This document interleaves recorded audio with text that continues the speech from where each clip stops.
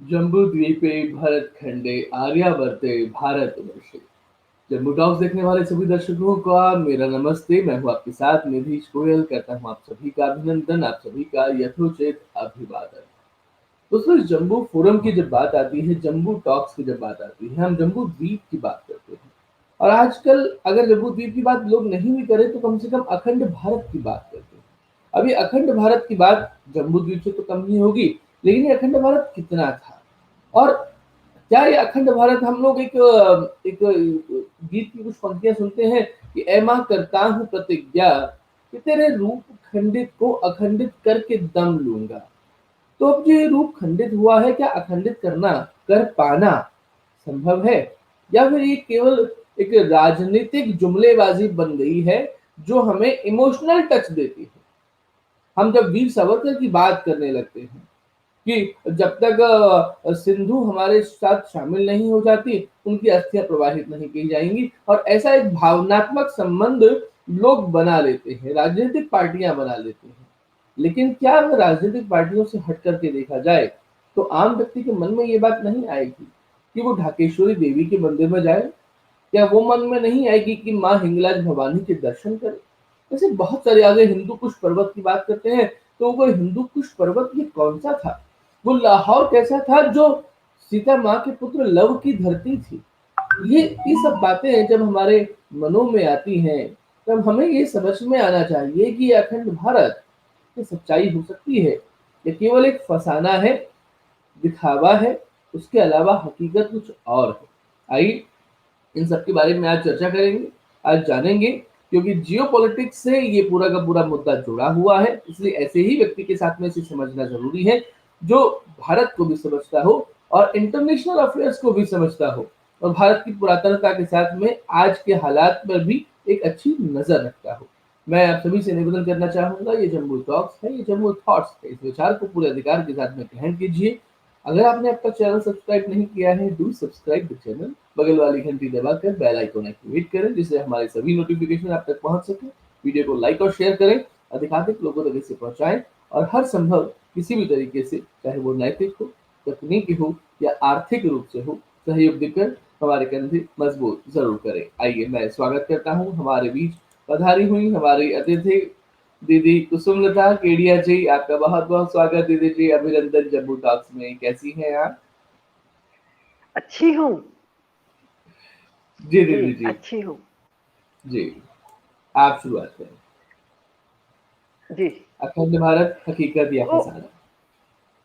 जी, तो सामान्य जन के मन में है कि हो गया जो होना था, अब तो कुछ संभव नहीं है।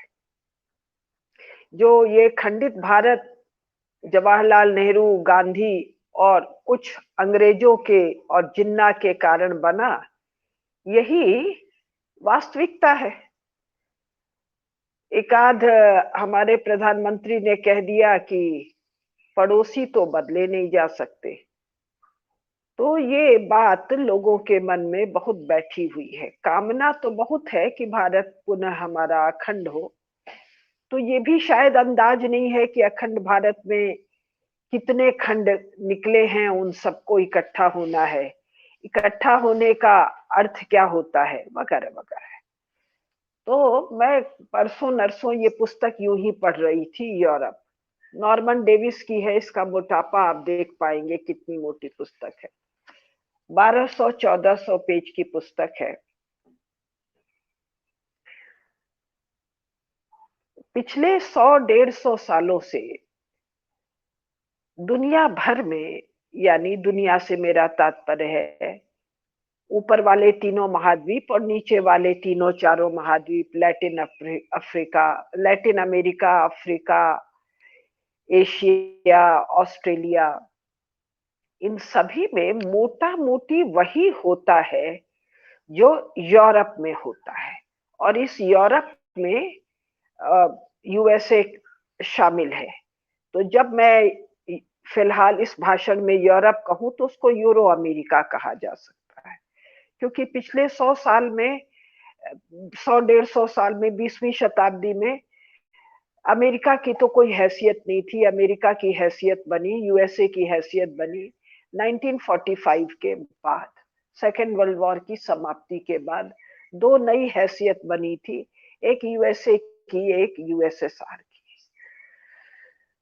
तो ये जो अखंड भारत वाला मामला है, यानी भारत के राज्य का जो विभाजन हुआ, जो पाकिस्तान बना, जो बांग्लादेश बना, इससे आगे तो ध्यान में ही नहीं आता है कि अफगानिस्तान का क्या, नेपाल का क्या, तिब्बत का क्या, श्रीलंका का क्या, बर्मा का क्या, साउथ ईस्ट एशिया का क्या, और भारत के, वर्तमान भारत के उत्तरी हिस्से में ये जो 5 स्थान जिसको रूस ने कब्जा किया था, और रूस के कब्जे से जो बाहर 1991 में हुए, Kazakhstan, Kazakhstan, Uzbekistan, Kazakhstan, Uzbekistan, Turkmenistan, Kyrgyzstan और ताजिकिस्तान, इसका क्या, ये तो ध्यान में नहीं आता। लगता है कि भाई ये सब बातें करना है तो ये तो मन की उड़ान है, फिजूल की उड़ान है। लेकिन जो पुस्तक मैंने आपको दिखाई, यूरोप नॉर्मन डेविस, ये पुस्तक तो ये कह रहा है, और ये पुस्तक तो वर्णन कर रहा है जो हुआ यूरोप में 20वीं शताब्दी में और 19वीं शताब्दी में, और भी पहले जाएं तो और भी पहले। 19वीं शताब्दी में कोई 350 नन्हे नन्हे नन्हे नन्हे अंश जोड़ के 1871 में एक जर्मनी नाम का देश बना। कितने टुकड़े? 300, 350। बिस्मार्क ने, अनेक लोगों ने किया, मुख्य नाम बिस्मार्क का ही है, उसी की मुख्य भूमिका है, लेकिन सबके सहयोग के बिना ऐसे काम संभव नहीं होते हैं। तो अभी 1871 में 300, 350 टुकड़े मिलकर जर्मनी बने, यानी कि अखंड जर्मनी बने, और उसमें भी कोई 25-50 टुकड़ा बाहर रह गया। तो यानी ये मामला क्या था? एक राष्ट्र में अनेक राज्य थे, ये ध्यान देने की चीज है। नेशन और स्टेट, पंकज जी, नेशन और स्टेट ये दो एंटिटी हैं। तो एक ही नेशन में बहुत से स्टेट तैयार हो गए थे, तो उन सारे स्टेट को इकट्ठा करके, नेशन तो वही था, स्टेट की संख्या कम कर दी गई, तो कहा गया साहब ये जर्मनी स्टेट है, ये जर्मनी राजनीतिक इकाई है। ये कब हुआ? 1870 में, अभी हाल में। 1870 के आसपास ही भारत से, 1870 में भी नहीं बल्कि 1890, 92, 94, 1905, अब जर्मनी और भारत को मैं साथ ला रही हूँ, इस समय भारत से बहुत से हिस्से बाहर गए।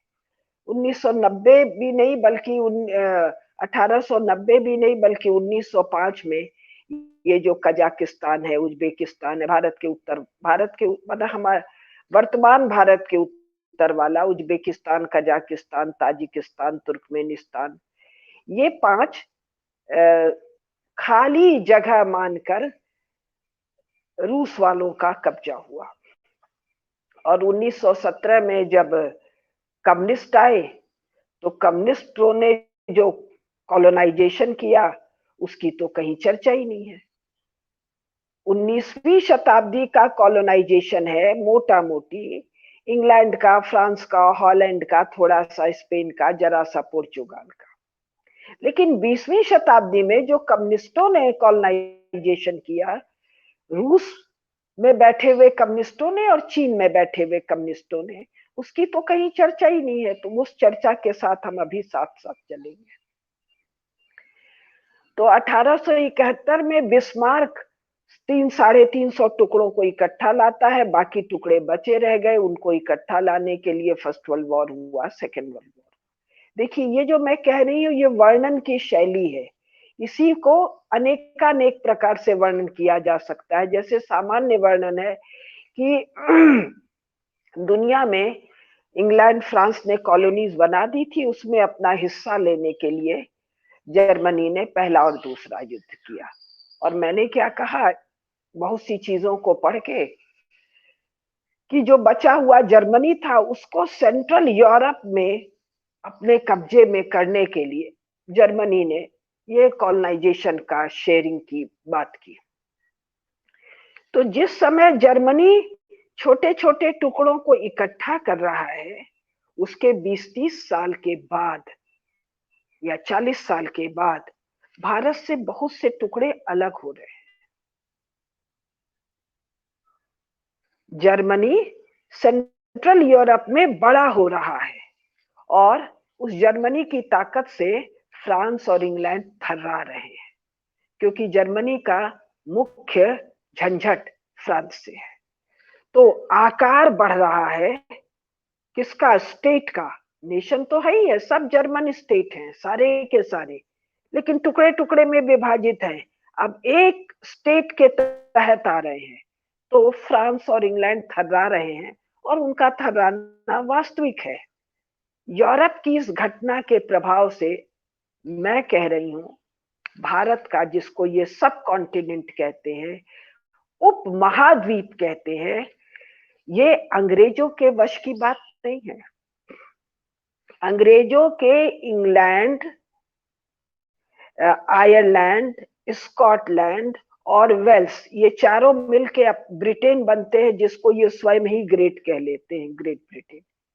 इस ब्रिटेन को जर्मनी का बिस्मार्क, जर्मनी का राजा कैसर और बाद में हिटलर तिरस्कार से कहते हैं। वो कोने में पड़ा हुआ नन्हा सा जगह, तिरस्कार से। उसकी फौज के लिए कहते हैं कि हम अपनी पुलिस भेजेंगे, उसकी फौज को पकड़ के जर्मनी के जेल में बंद कर देंगे। यानी late 19th century, early 20th century, England के राजनयिकों के चित्त में पहली बार आकार का भय, किसका आकार? क्षेत्र का आकार और जनसंख्या के आकार का भय बैठता है, उनको ग्रसता है। तो जर्मनी से पहली लड़ाई और दूसरी लड़ाई में वो पार पाए हैं मोटा मोटी अखंड भारत, पाकिस्तान, बांग्लादेश, अफगानिस्तान, नेपाल, ये सब भारत है। इस भारत की सैन्य शक्ति पहली लड़ाई में 15 लाख गए, दूसरी में 25 लाख गए। इसका एग्रीकल्चरल प्रोडक्शन, इसका मैन्युफैक्चरिंग प्रोडक्शन, इसका आर्मामेंट प्रोडक्शन और आर्मी का सप्लाई लाइन ही फर्स्ट वर्ल्ड वॉर और सेकेंड वर्ल्ड वॉर की आर्मी का, यूरोपियन आर्मी का सप्लाई लाइन ही भारत है। भारत से ही जो सामान जा रहा है, उसी सप्लाई लाइन रास्ते की रक्षा के लिए ही कितने युद्ध हो गए। तो 19वीं शताब्दी में और 20वीं शताब्दी में यूरोप में जो घटनाएं घट रही हैं, उसका प्रभाव अफ्रो एशियन लैटिन अमेरिकन देशों पर इस रूप में पड़ रहा है जो पहले कभी नहीं पड़ा। जर्मनी के यूनिफिकेशन का असर ये पड़ा कि साइज से इनको भय होने लग गया और भारत के स्टेट को कई टुकड़ों में बांटने की सोच और चर्चा चल पड़ी। तो उत्तरी हिस्सा, जिसमें जनसंख्या बहुत कम थी, जहां जाने आने के रास्ते दुर्गम थे, जहां पर इंग्लैंड को भय हुआ कि रूस आकर कब्जा कर लेगा, ये भय एकदम बेबुनियाद था। ग्रेट गेम में इसकी मैं कभी चर्चा करूंगी आप लोगों के सामने। तो इसके लिए बहुत बड़ा हिस्सा जो दुर्गम में इलाका था, वो रूस के कब्जे में जाना इंग्लैंड को सहज स्वीकार हुआ। ध्यान दीजिए, फिर भी बहुत बड़ा हिस्सा भारत के पास बना रहा, ये तिब्बत वाला पूरा हिस्सा और तिब्बत के ऊपर का सिक्योंग वाला पूरा हिस्सा, जिसको 1947 के 2 साल बाद 1949 में जवाहरलाल नेहरू ने चीन की कम्युनिस्ट पार्टी को हैंड ओवर किया। यानी भारत का विशाल भूभाग किसके कब्जे में गया? सोवियत रूस के कम्युनिस्ट पार्टी के हिस्से में गया और 1947 के बाद चीन की कम्युनिस्ट पार्टी के हाथ में गया, जिसकी कोई चर्चा भारत में नहीं है। सारी चर्चा जो है वो पाकिस्तान और बांग्लादेश की है। चर्चा क्यों नहीं है? क्योंकि जवाहरलाल नेहरू स्टालिन के बच्चे हैं, बच्चे नहीं हैं। स्टालिन का एक छोटा सा एजेंट है, मतलब फिजूल सा तिरस्कार करने योग्य एजेंट है। स्टालिन सीधे ऑर्डर भेजता है माओ को और नेहरू को कि एशियन कॉन्टिनेंट में क्या करना है। तो स्टालिन के निर्देश पर नेहरू 1947 के बाद अपने इस विराट भूभाग को क्लेम भी नहीं करते हैं, दावा भी नहीं करते हैं, और भारतीय मीडिया और अकेडमिया में इसकी कोई चर्चा नहीं है। चर्चा अगल बगल छिटपुट है, जैसे जैसे राष्ट्रीय स्वयंसेवक संघ के द्वितीय सरसंघ चालक गुरु गोलवलकर जी की जो पुस्तकें हैं, उनके जो भाषण हैं, वो छप चुका है गुरुजी समग्र में, उसमें चर्चा है। लेकिन स्वयं संघ 1947 के बाद धीरे धीरे इस विराट भूभाग को जो कम्युनिस्टों के कब्जे में गया है कि कोई चर्चा नहीं करता है, केवल आरएसएस चर्चा करता है। 14 अगस्त को भारतीय राज्य से निकले हुए पाकिस्तान और बांग्लादेश की, केवल उतने की चर्चा करता है, शेष की चर्चा नहीं करता है। तो हम किसकी चर्चा करने वाले हैं? इसकी चर्चा क्यों? जर्मनी से, ये देखिए सारा मामला जर्मनी का है। जर्मनी से पहली लड़ाई होती है, फर्स्ट वर्ल्ड वॉर होती है, सेकेंड वर्ल्ड वॉर होती है, फ्रांस एक झपट्टे में कब्जा कर लेता है जर्मनी, और बाद में सोवियत रूस से युद्ध छेड़ता है। दोनों लड़ाइयों में जर्मनी हारता है, जबकि रूस से उसका पंगा होता है, और बाद में अमेरिका युद्ध में एंटर करता है। तो अब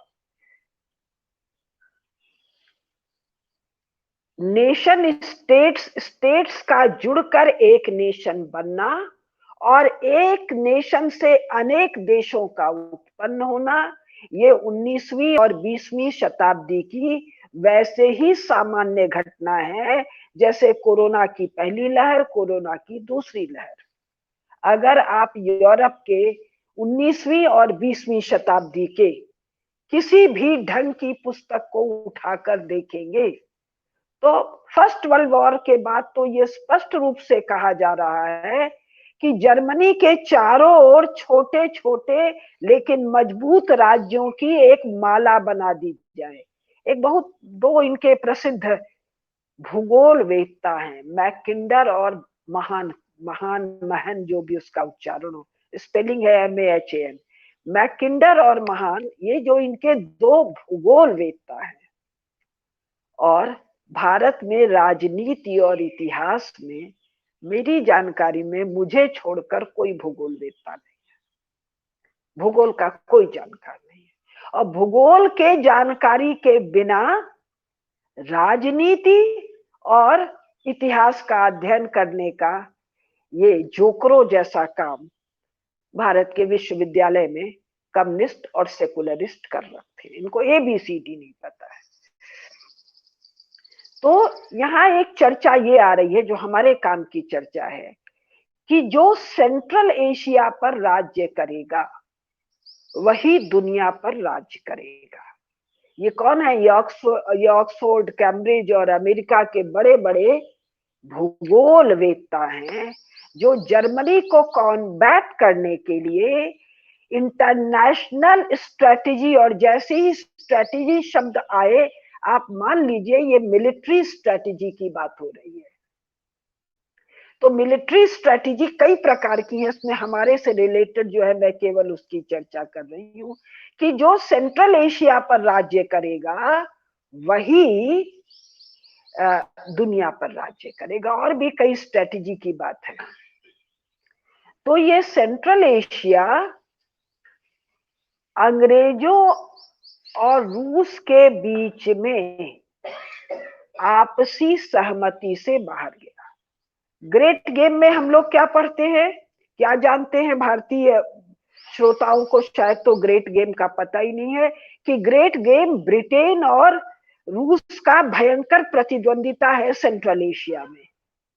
किंतु जैसे ही जर्मनी का समस्या खड़ा होता है, खड़ा समस्या भी नहीं, जर्मनी का भय खड़ा होता है, वैसे ही बहुत से अलायंसेस होते हैं यूरोपीय देशों में।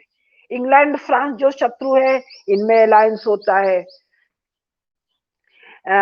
रूस के साथ अलायंस होता है, टर्की के साथ अलायंस होता है, कई बार इंग्लैंड और जर्मनी का अलायंस होता है, फ्रांस और जर्मनी का अलायंस होता है, अलायंस होते हैं, अलायंस टूटते हैं, लगातार ये 20वीं शताब्दी में होता है। तो इसी अलायंस बनने टूटने में जर्मनी से निपटने के लिए इंग्लैंड और रूस का अलायंस होता है सेंट्रल एशिया के लिए। सेंट्रल एशिया रूस के कब्जे में छोड़ दिया जाता है। किंतु 1945 निपटते निपटते चर्चिल कहते हैं, या बल्कि 1943-44 में ही चर्चिल कहते हैं, जब चर्चिल, स्टालिन और रूजवेल्ट की मीटिंग होती है तेहरान में, कि मैं ईश्वर से मनाता हूं, उनका गॉड से मनाता हूं कि ये मामला लंबा चले और स्टालिन का या कम्युनिस्टों का स्वभाव नई तैयारियों के लिए हमको विवश न कर दे। और 1947 आते आते नाटो अलायंस हो जाता है, यूरोपियन इकोनॉमिक कम्युनिटी की बात होने लगती है, दुनिया भर के अलायंसेस होने लगते हैं। क्यों? सोवियत रूस से स्वयं को बचाने के लिए। और ये जो अलायंसेस होते हैं, इनका परिणाम होता है 90-91 में गोर्बाचोव के ग्लासनोस्त के साथ सोवियत रूस का विखंडन होता है, और उससे बहुत से नेशन स्टेट निकलते हैं। नेशन स्टेट आर्टिफिशियल भी हैं, रियल भी हैं। 20वीं शताब्दी में सेकेंड वर्ल्ड वॉर के बाद सैकड़ों नेशन स्टेट बनते हैं, जिनको ये हिस्टोरिक नेशन स्टेट और अनहिस्टोरिक नेशन स्टेट कहते हैं। हिस्टोरिकल एंड अनहिस्टोरिकल, ऐतिहासिक और अनैतिहासिक। तो ये जो 5 है भारत के खंड, कजाकिस्तान, उज्बेकिस्तान और ये पांचों, और फिर तिब्बत वाला, और फिर ये चीन के पास गया, चीन की कम्युनिस्ट पार्टी के पास गया हुआ सीक्योंग, ये सातों के सातों अनहिस्टोरिकल नेशन स्टेट है। अखंड भारत में, जिसकी चर्चा हम लोग महाभारत वाले सिलसिले में करेंगे, अखंड भारत एक राष्ट्र है। यहाँ की अंग्रेजी की भाषा में राष्ट्र के लिए कोई शब्द अंग्रेजी भाषा में नहीं है, तो नेशन शब्द का प्रयोग देश के लिए भी होता है वहां, और राष्ट्र के लिए भी होता है।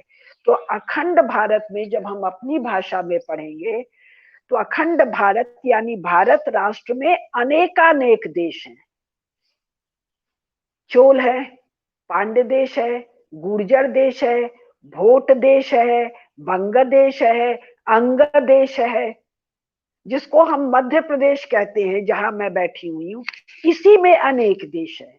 तो ये एक बहुत ही अनसाइंटिफिक ट्रांसलेशन है नेशन की परिभाषा देश और स्टेट के रूप में करने की, क्योंकि हमारे पास एक ही राष्ट्र में अनेकानेक देश हैं, और ये देश वो वाले नहीं है जो ये बदमाशी के लिए खड़ा करते हैं। यहाँ देश का अर्थ स्टेट के अर्थ में है, एडमिनिस्ट्रेटिव यूनिट्स। तो पांड्य राज अलग है, चोल राज अलग है, भोट राज अलग है, जिसको हम तिब्बत कह रहे हैं।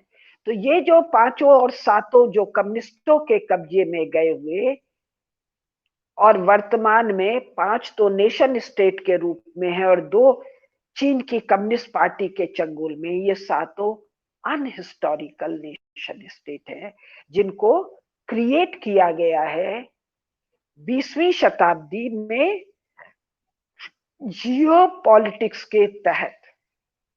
इसमें इनकी पहली मुख्य चिंता थी जर्मनी को कंटेन करना, और बाद में चिंता थी सोवियत रूस को कंटेन करना, और अब जो उसमें हम पुनः अखंड भारत बन के निकलेंगे, वो चिंता इनकी है कम्युनिस्ट चीन को कंट्रोल करना। और इस कम्युनिस्ट चीन को कंटेन करने की प्रक्रिया में भारत अपने स्वरूप को पुनः प्राप्त करेगा। जर्मनी को और रूस को कंटेन करने की प्रक्रिया में भारत के कई हिस्से बाहर हुए, और इसका मूल कारण था कि अगर 1947 में या 1943 के बाद सुभाष बाबू देश के प्रधानमंत्री हुए होते तो ये मामला 1947 तक निपट गया होता। सोवियत रूस की हैसियत नहीं थी लेने की, और दो बड़े हिस्से तो जवाहरलाल नेहरू ने हैंडओवर किए, और पाकिस्तान और ये जो बांग्लादेश है ये तो बना ही है सरदार पटेल और सुभाष चंद्र बोस की जगह नेहरू को प्रधानमंत्री बनाने के लिए। इंग्लैंड की इच्छा थी कि इतना बड़ा भारत कोई जरूरी नहीं है कि कॉमनवेल्थ का सदस्य बना रहे, खास करके अगर इसके प्रीमियर, इसके head of state Sardar Patel, Subhash बाबू और बाकी देशभक्त होंगे, तो एक देश से कोई मोह नहीं रखने वाला, मैं देशद्रोह शब्द को डिफाइन कर रही हूं, देशद्रोही शब्द को, देश से कोई मोह नहीं रखने वाला, देश से द्रोह रखने वाला व्यक्ति ही राष्ट्र के, राज्य के विखंडन के लिए तैयार होगा। तो इंडियन नेशनल कांग्रेस, अखिल भारतीय कांग्रेस की वर्किंग कमेटी ने भारत राज्य के, भारत राष्ट्र के विभाजन का प्रस्ताव सर्वसम्मति से मना कर दिया था, तिरस्कृत कर दिया था, मना कर दिया था। अंग्रेजों के कहने पर गांधी जी जाकर उस प्रस्ताव को निरस्त करवाते हैं और पुनः एक प्रस्ताव विखंडन का पास करवाते हैं। इसी प्रकार कांग्रेस का अध्यक्ष नेहरू को बनाने का प्रस्ताव सर्वसम्मति से अस्वीकृत था, इस अर्थ में कि उसको एक भी वोट नहीं मिला था। पुनः सर्वसम्मति से नेहरू को कांग्रेस का अध्यक्ष यानी भारत का, खंडित भारत का प्रधानमंत्री बनवाने का प्रस्ताव पास हुआ। तो जिस जवाहरलाल नेहरू के कारण पाकिस्तान और बांग्लादेश आया, ये आता ही नहीं, ना अंग्रेजों की हैसियत थी, जिन्ना की तो कोई हैसियत थी ही नहीं। 1942, 43, 44, 45 तक पाकिस्तान बनने की चर्चा उतनी ही फसाना लोगों को नजर आती थी जैसी फसाना अभी बहुत से लोगों को अखंड भारत बनने की नजर आती है। किंतु चाइना को कंटेन करने के लिए, चूंकि हमारे पास एक मनमोहन सिंह नहीं है, राहुल और सोनिया तो कभी होते नहीं, लेकिन ऐसा ही कोई कमजोर सा, कोई लचर सा देश की कोई प्रधानमंत्री नहीं है, वरन इसकी जगह हमारे पास अत्यंत तेजस्वी पराक्रमी नरेंद्र मोदी हैं, जो करीब करीब 5 वर्ल्ड लीडर में एक या इन पांचों में सर्वोच्च, या इन पांचों में बेस्ट, या इन पांचों में बेस्ट सर्वोच्च होने की टक्कर लेने वाली स्थिति में बैठे हुए। ये 5 कौन है? एक वो अमेरिका का ट्रंप था, अब जो बिडेन है, कमजोर है। पुतिन है, पुतिन की कमजोरी ये है कि ये कानून पास करके अपने को जीवन काल के लिए प्रधानमंत्री, वो प्रेसिडेंट बना रखा है। इसी प्रकार शी जिनपिंग है, ये बेइंतहा कमजोर है। इसको अपने स्ट्रेंथ का अंदाज होता पुतिन और शी जिनपिंग को, तो ये कानून पास करवा के अपने मृत्यु तक हेड ऑफ स्टेट नहीं बनते। तो 3 ये हो गए, फिर फ्रांस है, इंग्लैंड है, कोई गिनती में नहीं है, जापान है, हाँ इजराइल के नेतान्याहू को नहीं गिनते हैं प्रीमियर को। तो इन 5-7 जो हेड ऑफ द स्टेट है, इसमें मोदी इतने पावरफुल हैं और इतने फ्रेंडली हैं, और इनकी सहायता के बिना ये चीन की कम्युनिस्ट पार्टी को निपटना संभव नहीं है। सोवियत रूस 17 में बना, 90 में निपटा, 70 साल। चीन की कम्युनिस्ट पार्टी का 70 साल पूरा हो चुका है। अब इसके विखंडन का समय आ गया। इसके विखंडन में रुचि किसकी किसकी है? जापान की है, ऑस्ट्रेलिया की है। ये कम्युनिस्ट पार्टी ने जो ये बड़ा आकार चीन का प्राप्त किया है, जिसको ये चीन नहीं कहते, झुआंगुआ कहता है, इसके बॉर्डर पर, इस आर्टिफिशियल नेशन स्टेट के बॉर्डर पर जो 16 देश हैं वो, और इसके भीतर जो 4-5 देश समाहित है, वो है मंचूरिया, मंगोलिया, सिक्योंग, तिब्बत, और नीचे वाला हेनान, या क्या नाम है उसका, हेनान नाम है शायद। 5 ये, 16 वो, 5 ये और वो सारे के सारे देश जिनको साउथ सी कहकर चीन जिनसे झगड़ा मोल ले रहा है। अब यहाँ साउथ सी वाला मामला समझा दे, जिसके कारण भारत अखंडत्व को प्राप्त होगा। पाकिस्तान और बांग्लादेश तो नॉन इशू हैं, इनको तो मुसलमान मुसलमान कह के खड़ा किया गया है, जिससे बाकी की चर्चा ही नहीं हो। अब चीन वस्तुतः एक लैंडलॉक्ड देश है। अभी आप लोग को बहुत विचित्र सी बात लगेगी, चीन पर मेरे बहुत भाषण है, चीन के अपने भाषण है, उसको देख लीजिएगा।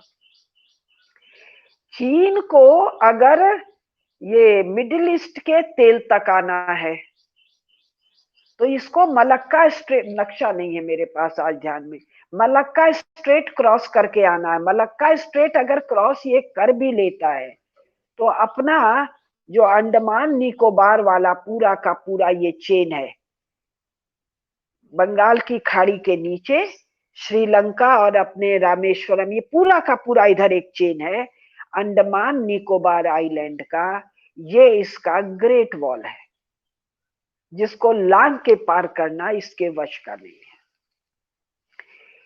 चीन तो अच्छा, जैसे चीन ने ग्रेट वॉल बनाया था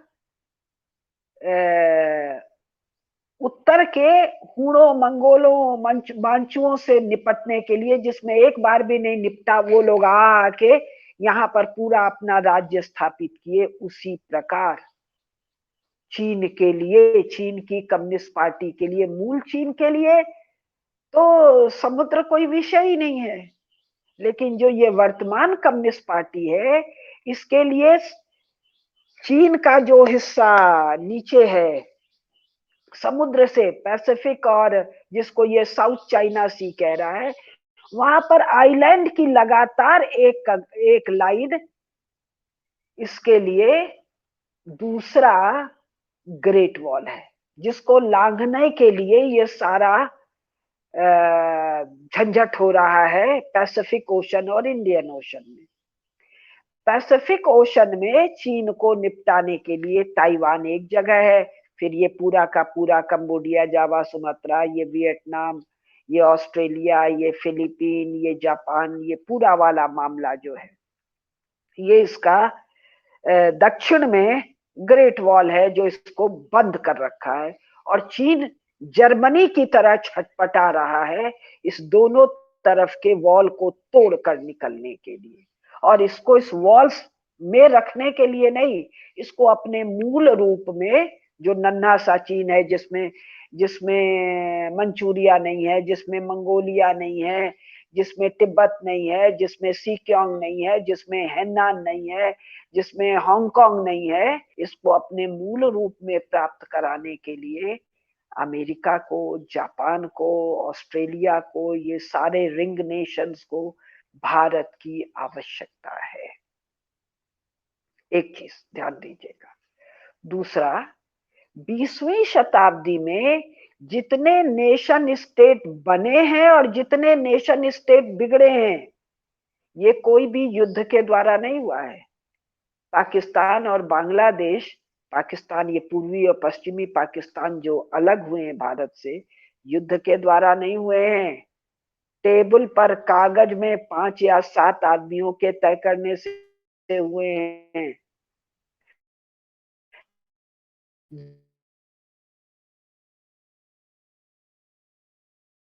जर्मनी को सेकेंड वर्ल्ड वॉर के बाद दो हिस्से टेबल पर बैठ के, ये जो मैकिंडर ने कहा फर्स्ट वर्ल्ड वॉर के बाद और सेकेंड वर्ल्ड वॉर के बाद, ये लगातार बात आई कि जर्मनी के चारों तरफ बहुत सारे नेशन स्टेट बना दो, बना दिए गए, फिर मिट गए, फिर नए स्टेट बन गए।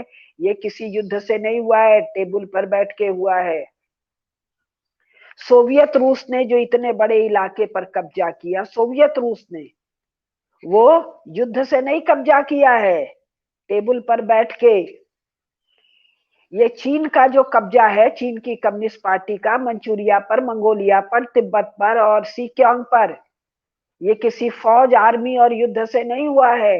ये सारा का सारा कब्जा टेबल पर बैठ के हुआ है। सोवियत रूस का तो सारा कब्जा जवाहरलाल नेहरू और स्टालिन दो ही ने बैठकर अपनी सहायता के लिए, स्टालिन ने माओ को नहीं खड़ा किया था, माओ खड़ा हो गया। माओ और स्टालिन का बहुत स्ट्रेन रिलेशन है, क्योंकि स्टालिन के पास यूरोप में एक भी फ्रेंडली स्टेट नहीं था सेकेंड वर्ल्ड वॉर के बाद। जितने पर भी कागज पर कब्जा हुआ, कागज पर सारा बंदरबाट होता है, 3, 4, 5, 7 हेड्स ऑफ स्टेट बैठते हैं, जिसमें चलती 1 या 2 हेड ऑफ स्टेट की है। तो चाइना को कंटेन करने के बाद या करने के समय, जैसे 1943 में तेहरान में ये लोग बैठे, कौन कौन, रूजवेल्ट, चर्चिल और स्टालिन, तो इन्होंने तय किया कि लड़ाई निपटते ही, यानी जर्मनी का कचूमर निकालते ही, तुम कौन सा हिस्सा लोगे, हम कौन सा हिस्सा लेंगे, और तीसरे को कौन सा हिस्सा दिया जाएगा। तो इसमें चाइना 43 में अनडिसाइडेड था। स्टालिन ने बहुत होशियारी से चाइना को लिया। 45 के बाद चाइना को लिया नहीं, चाइना में अपनी फ्रेंडली रेजिम बैठाई। तो जैसे फर्स्ट वर्ल्ड वॉर के बाद रीअलाइनमेंट, रीऑर्गेनाइजेशन, नेशन स्टेट का बनना, पचकना, खत्म होना किया गया, सेकेंड वर्ल्ड वॉर के बाद फिर जर्मनी को कंटेन करने के लिए किया गया, फिर सोवियत रूस को कंटेन करने के लिए किया गया। उसी प्रकार धरती पर जो ये आखिरी कम्युनिस्ट रेजिम है, इसको निपटाने के लिए, चीन वाली कम्युनिस्ट रेजिम को निपटाने के लिए, निपटाने के दौर में और निपटाने के बाद हेड्स ऑफ स्टेट का जो टेबल पर बैठकर बातचीत होगा, उसमें ये सारे के सारे मसले निपटेंगे, और वो मसले निपटेंगे और भारत अपने अखंड स्वरूप को प्राप्त करेगा। अभी 15 मिनट 20 मिनट समय और है, तो 3-4 चीज मैं बता दूं। जरा सा भारत के राजसूय यज्ञों को ध्यान में कीजिए, जरा भारत के चक्रवर्ती सम्राटों को ध्यान में कीजिए, जरा भारत के अश्वमेध युद्ध को ध्यान, अश्वमेध यज्ञ, जो घोड़े छोड़े जाते थे और उनसे जो युद्ध होता था, उनको ध्यान में कीजिए। तो इनमें ऐसा नहीं होता था कि युधिष्ठिर महाराज, उनके भाई, उनके भतीजे, उनके बेटे, उनके चाचा, उनके मामा, उनके नाना, इस अखंड विशाल भारत जो आवर्त जम्बू द्वीप में फैला हुआ है, इस सबके राजा बन जाए। केवल टोकन ट्रिब्यूट आता जाता था। ट्रिब्यूट को कह सकते हैं भेंट। ये इंटरनेशनल पॉलिटिक्स का, खास करके चीन के मामले में हम लोगों के लिए एक बहुत आवश्यक शब्द है, टैक्स और ट्रिब्यूट। तो कर कहीं से आ जाते थे, ये भी टोकन कर आते थे, टैक्स आते थे और ट्रिब्यूट आते थे। यानी अब जो अखंड भारत बनेगा वो भी वैसा ही होगा, टोकन होगा, ट्रिब्यूट होगा। वहां जो जनता होगी वही होगी। राज्यकर्ता आजकल वंशों से नहीं आते हैं, इलेक्टोरल प्रोसेस से आते हैं। मुझे नहीं पता पोस्ट कोरोना और पोस्ट कम्युनिस्ट चाइना निपटाने के बाद ये डेमोक्रेसी इसी रूप में रहेगी या किसी और रूप में आएगी, मुझे नहीं पता। आना इस रूप का जाना तय है, क्योंकि इससे ज्यादा खराब फिजूल रूप कोई नहीं था। ये 20वीं शताब्दी में यूरोप में आई है। 21वीं में यूरोप से सलटेगी और फिर बाकी दुनिया से सलट जाएगी। तो जैसे अभी वर्तमान में सार्क है, आप लोग सुनते हैं, दक्षेस है, इसमें पाकिस्तान भी मेंबर है जो हमारा आर्क एनिमी है, बांग्लादेश भी मेंबर है, मालदीव भी मेंबर है, श्रीलंका भी है, नेपाल भी है।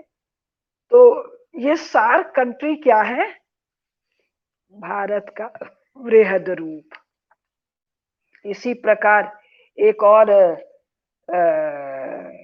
और इंटरनेशनल वो बॉडी है जिसमें भारत भी सदस्य है, चीन भी सदस्य है और जापान भी सदस्य है और भी कई सदस्य। जापान और चीन की शत्रुता और भारत और कम्युनिस्टों की शत्रुता। भारत की शत्रुता चीन से तो कभी रही नहीं। चीन तो भारत का शिष्य देश है, मित्र देश है, अनुगत देश रहा है। ये जो कम्युनिस्ट पार्टी आई है, इससे हमारी शत्रुता है, क्योंकि इसके इरादे बड़े भीषण हैं सारी जगह। इसने चीन का ही बहुत भयंकर नाश किया है, सांस्कृतिक नाश, अनेकानेक प्रकार का नाश किया है। तो जिस प्रकार भारत से शत्रुता रखने वाले दो एंटिटी, देश नहीं कह रही हूं, स्टेट नहीं कह रही हूं, दो एंटिटी, एक पाकिस्तान और एक चीन की communist party. Pakistan artificial unhistorical state है, बांग्लादेश आर्टिफिशियल अनहिस्टोरिकल देश है। तो जितने भी अनहिस्टोरिकल आर्टिफिशियल नेशन स्टेट हैं, ये 21वीं शताब्दी में मेल्ट कर जाएंगे। जैसे कि आइसक्रीम पिघल जाती है ना, तो फिर वो दूध हो जाती है, फैल फूल जाती है। तो ये आर्टिफिशियल क्रिएशन है। ये आर्टिफिशियल के साथ दूसरा शब्द मैं बोल रही हूं, जो कि ये यूरोप अमेरिका को पढ़ेंगे तो दुनिया भर के शब्द मिलेंगे, दुनिया भर के ऐसे आपको इंटरनेशनल डिप्लोमेसी के शब्द मिलेंगे। अनहिस्टोरिकल स्टेट, जिसका पूर्व में कभी कोई भी अस्तित्व या वजूद नहीं रहा। तो पाकिस्तान नामक किसी भी देश का या किसी अन्य नाम से इस भूभाग पर, जिसको आज पाकिस्तान कहते हैं, कोई भी अन्य देश का, राज्य का वजूद कभी नहीं रहा। अफगानिस्तान नामक किसी देश का वजूद नहीं रहा। लेकिन ये आज के दिन एक एडमिनिस्ट्रेटिव यूनिट है, यूनाइटेड नेशन से मान्य है। लेकिन league of nation he melt कर गया। यूनाइटेड नेशन कितने दिन चलेगा? इसकी जगह, जैसे लीग ऑफ नेशंस की जगह यूनाइटेड नेशंस आया। यूनाइटेड नेशन में इतनी, यूनाइटेड नेशन के बारे में 2 मिनट समझ लीजिए। लोगों के मन में बहुत है कि यूनाइटेड नेशंस के रहते हुए पाकिस्तान, बांग्लादेश कैसे भारत में मिलेंगे। तो भाई, यूनाइटेड नेशन या लीग ऑफ नेशन तो अमेरिकी राष्ट्रपति का आइडिया था ना, कि भाई ये बार बार हम लोग लड़ाई, बड़ी बड़ी लड़ाइयां लड़ रहे हैं, तो लड़ाई के द्वारा जिन मामलों को निपटाया जा रहा है, उन मामलों को हम 4-5 महत्वपूर्ण देश के हेड ऑफ स्टेट बैठकर शांतिपूर्ण ढंग से निपटा लें। इसके लिए कई कांग्रेस हुए यूरोप में, जिसमें 5-7 हेड ऑफ स्टेट बैठे, जिसमें ये बिस्मार्क वाला भी बैठा था, वो पहला था। उसके पहले भी 1814 में हुआ था, जब नेपोलियन को वाटरलू में हराने के बाद बंदरबाट की गई थी। 1871 के बाद हुआ था। उसके पहले 1848 वगैरह में भी हुआ। तो जो कांग्रेस इनकी होती थी, उसी कांग्रेस के आधार पर लीग ऑफ नेशन हुआ, उसी आधार पर यूनाइटेड नेशन। इसमें भी 5 जिनको वीटो पावर है, इंग्लैंड, फ्रांस, यूएसए, सोवियत रूस, और आना था भारत को। जवाहरलाल नेहरू ने कहा जी नहीं, भारत नहीं आएगा, भारत की जगह चीन को लाओ। क्यों लाओ? क्योंकि स्टालिन ने नेहरू को कहा था, खबरदार जो तू वहां गया, तेरी सत्ता यहां से उलटवा दूंगा। कारण, तू कांग्रेस में भी माइनॉरिटी में है, बल्कि कांग्रेस में भी तेरी कोई पूछ नहीं है, पूरे देश में तो कोई पूछ है ही नहीं। और पार्टीशन के कारण नेहरू और गांधी के खिलाफ बड़ा भयंकर वातावरण देश में था। तो ये यूनाइटेड नेशन की जो परमानेंट सीट है ये चीन के कम्युनिस्ट पार्टी को जाना चाहिए, क्योंकि आकार और साइज में मैंने इसको तेरे से बड़ा करवा दिया, स्टालिन नेहरू को कहता है।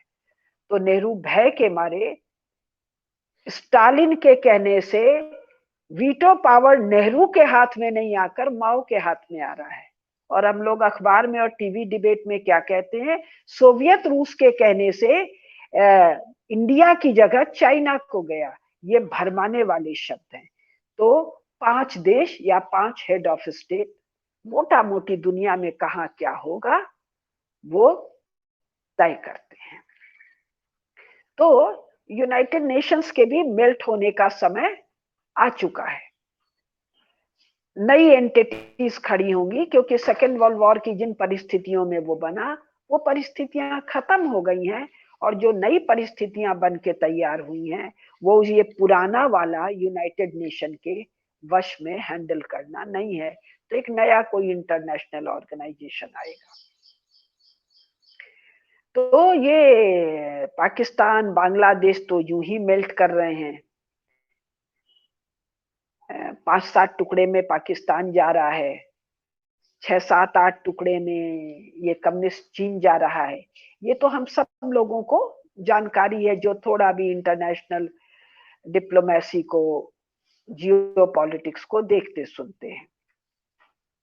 लेकिन अकेले इंटरनेशनल परिस्थितियां सब कुछ तय नहीं करती हैं। अंतरराष्ट्रीय स्थितियां केवल एक सिचुएशन बनाती हैं। आटा गूंथ गया, आटा नरम हो गया, अब ये पत्थर नहीं है जिसको तोड़ना फोड़ना है। अब ये आटा में, ये पत्थर जो है ये मेल्ट करके गूथे हुए आटे की शक्ल ले लिया।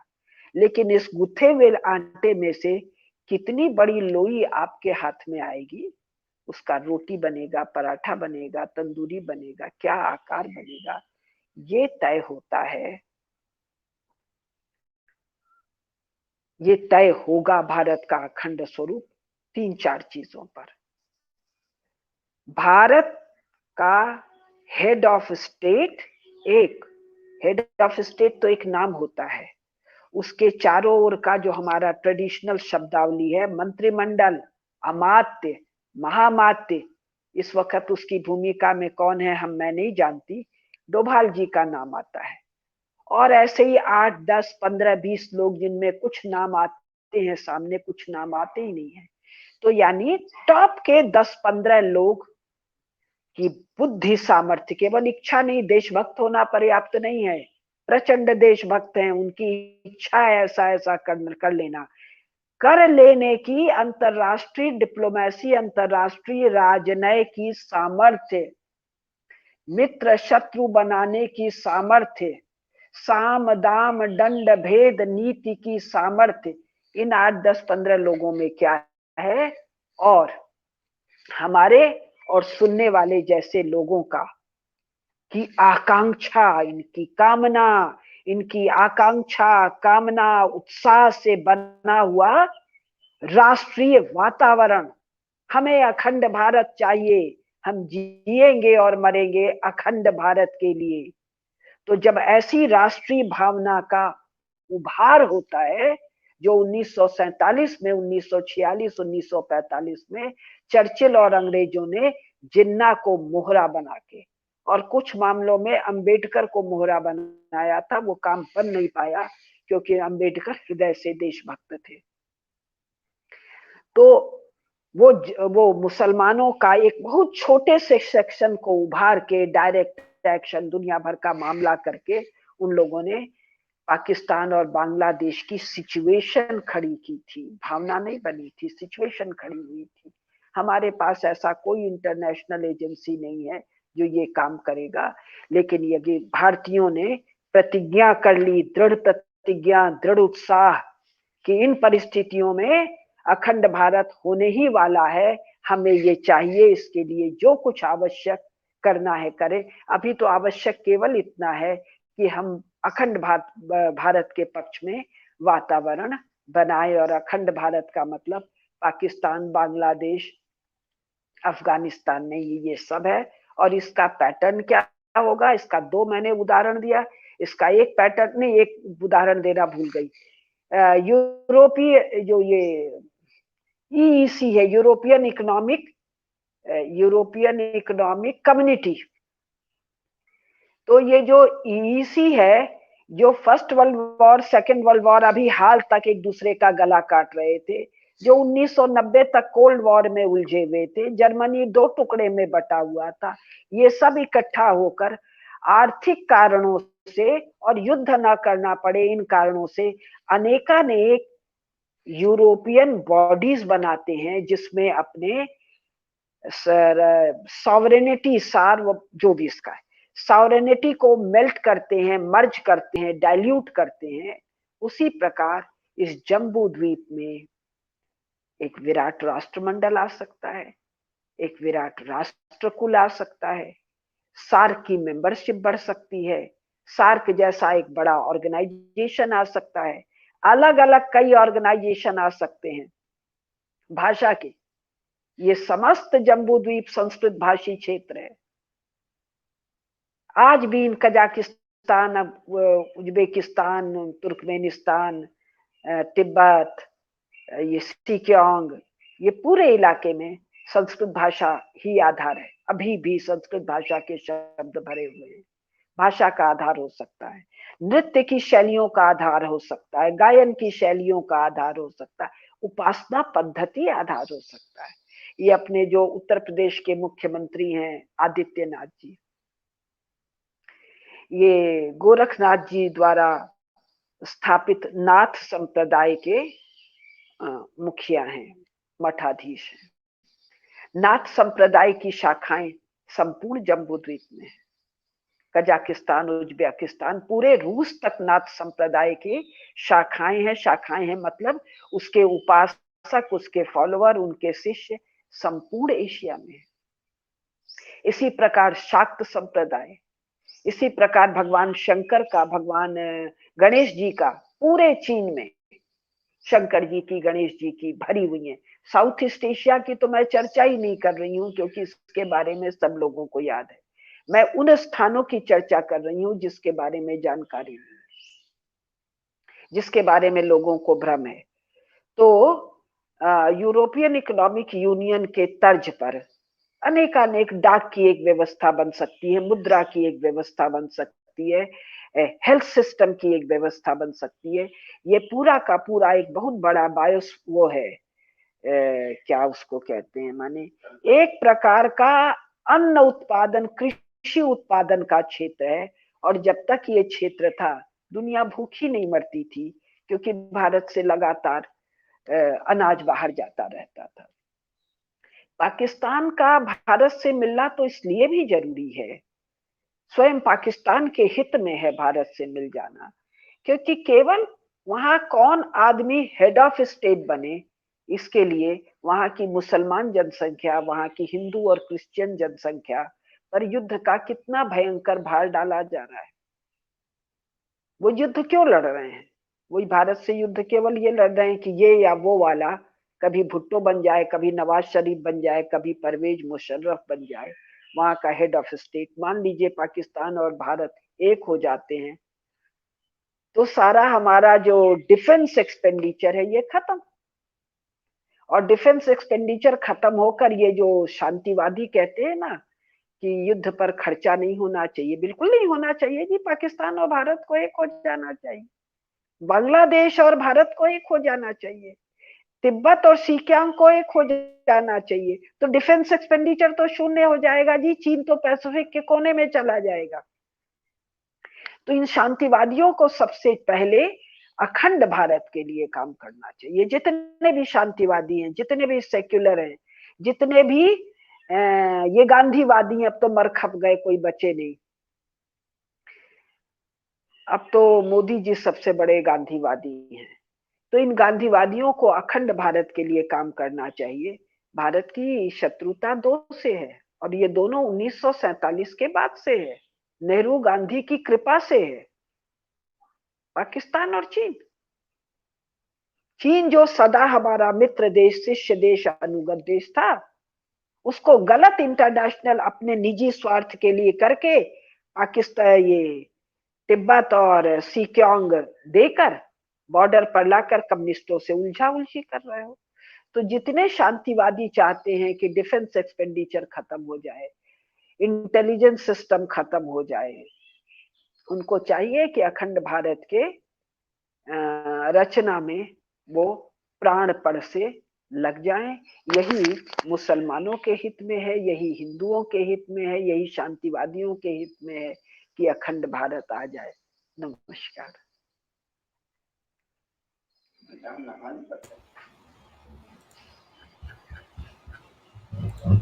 जी दीदी जी, आपने जो अंत में कहा है कि ये हम सबके हित में है कि अखंड भारत आ जाए। और यूनाइटेड नेशंस के बारे में जो आपने बात कही, लोगों को बहुत समझने वाली बात होगी कि द्वितीय विश्व युद्ध के समय बना हुआ वो यूनाइटेड नेशंस अब अपनी भूमिका खो चुका है और अब एक नई एंटिटी आएगी जो कुछ प्रतापी लोगों के कारण से आएगी। और वो प्रतापी लोग हमारे भारत में भी बैठे हैं, केंद्रीय नेतृत्व में भी बैठे हैं। और साथ ही साथ ये जो भरमाने वाली बात आपने कही कि भारत ने चीन के लिए रास्ता साफ किया था, तो ऐसी बहुत सी भरमाने वाली बातें हैं। जब तक हम उन पर बात नहीं करेंगे और उनके बारे में एग्जैक्टली क्लैरिटी ऑफ थॉट्स नहीं देंगे, लोग भरमाते ही रहेंगे। और जम्मू टॉक्स का बेसिकली यही एक उद्देश्य है। तो अखंड भारत अब ये तो तय हो चुका है कि फसाना नहीं, लेकिन हकीकत की तरफ कदम बढ़ाने का एक मार्ग है। आपने पहले भी एक कार्यक्रम में कहा था और मैं आज उसको फिर से रिपीट करता हूँ करीबन 3-4 महीने के बाद में कि हम अपने जीवन काल में और खास तौर पे आप उस जिस वय स्थिति में है, उनके जिस दौर में है, अपने जीवन काल में भारत को अखंड होता हुआ देख पाए, हम उस मुहिम पर काम करें। ऐसा हमारी सोच है, ऐसी हमारी ईश्वर से प्रार्थना है। सभी दर्शकों का बहुत बहुत धन्यवाद कार्यक्रम में पधारने के लिए और हमारा सहयोग दो साल समझने में मैं 70 की होने वाली हूँ और शायद 84, 86, 90 तक जीवन है। मेरे जीवन काल में अखंड भारत में स्वर्गारोहण होगा। बहुत सुंदर। मुझे लगता है कि कई बार चीजें आती हैं कि कुछ लोग जब बोलते हैं तो वो वाइब्स निकलती हैं, तो शायद हो सकता है कि एक दैवी शक्ति और कुछ भारत माता ही जैसे आपके मुख से अपनी बात कहलवा रही हो कि मुझे ये करना है, मुझे ये चाहिए। तो सावन के 16 सोमवार होते हैं, आप 70 साल की होंगी, अगले जो 16 सोमवार है, अगले जो 16 साल है, उन 16 साल में बहुत कुछ बदल जाएगा, ऐसा मेरा भी मत है। तो ये चीजें हो और इसके लिए हमें जो पुरुषार्थ करना पड़े, हमें जो काम करना पड़े, वो हम सब करेंगे। और काम और कार्य में क्या अंतर होता है, ये हमारी पहली श्रृंखलाओं में हम समझ चुके हैं। कार्य जरा औपचारिक होता है, लेकिन काम जरा अंदर से होता है। हमें काम करना पड़ेगा और उस काम पर ध्यान देना पड़ेगा। तो सभी दर्शकों का एक बार फिर से धन्यवाद देता हूँ। अगली बार फिर से जुड़ेंगे दीदी जी के साथ में और फिर कोई चर्चा करेंगे इसी तरीके की जो बहुत महत्वपूर्ण और सारगर भी होती है। तो दीजिए आपका बहुत बहुत धन्यवाद। नमस्ते। जय भारत। नमस्कार। जय भारत।